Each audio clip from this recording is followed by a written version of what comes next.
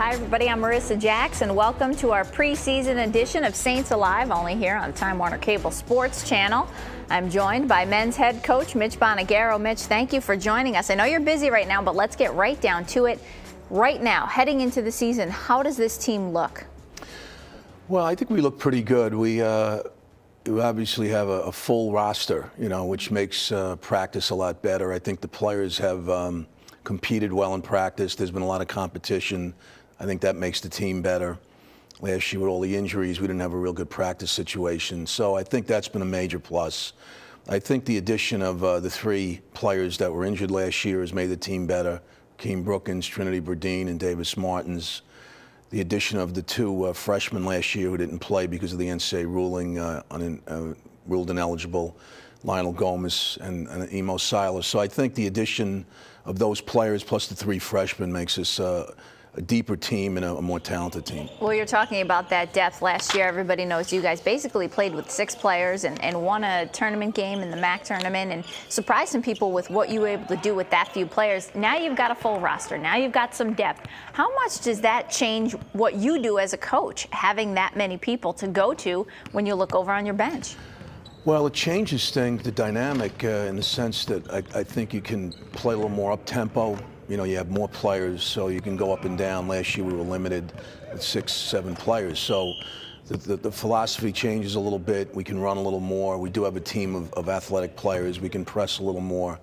But ultimately it comes down to, Marissa, finding roles for all the players.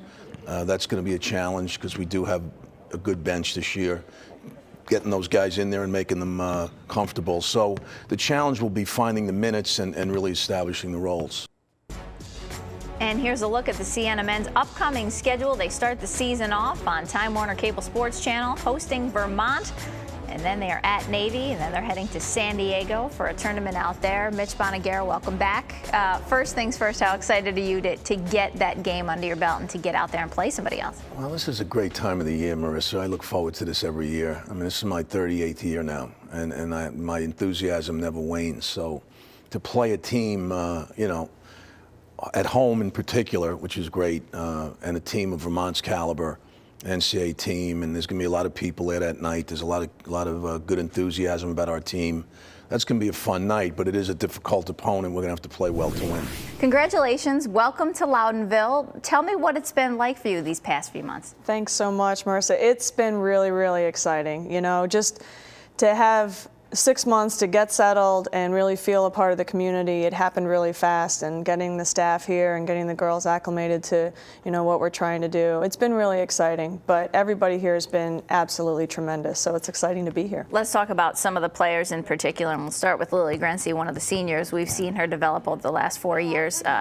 Each year she elevates her game a little more. Is this team going to be built around Lily? I think it's an interesting question. I get that a lot. Yesterday I named Lily captain, and she's going to be our only captain. And I wanted to give it some time, and I wanted her to really earn it. And Lily has brought the exact kind of work ethic that I was hoping she would bring. She's been a senior every day in practice. She makes open shots. She encourages her teammates. She's starting to see that light at the end of the tunnel, so there's a certain desperation that seniors get, and I think that's a positive thing because they play like this is their first day of this, or so I think from a basketball standpoint, Lily's confident with what she brings to the table, and everybody knows what Lily can bring, but I'm looking more for leadership out of her and that kind of toughness on the court when the game's on the line. And so far, she's been awesome to coach. Here's a look at the women's upcoming schedule. They open up on the 9th against Fairleigh Dickinson at home. Then they're on the road for a pair and back at home, taking on North Carolina A&T on the 20th. Joining us still, Allie Jacks, thank you so much. Let's talk about this upcoming schedule and the fact that you guys are opening up on the 9th, and it's that doubleheader with the men's team. Yeah, it's exciting. Our girls are dying to play somebody else, and I think to have that kind of environment, and I know everyone's really excited for our men to open up. They're playing Vermont, so it should be a great doubleheader, and we just really hope a lot of people come out and support us.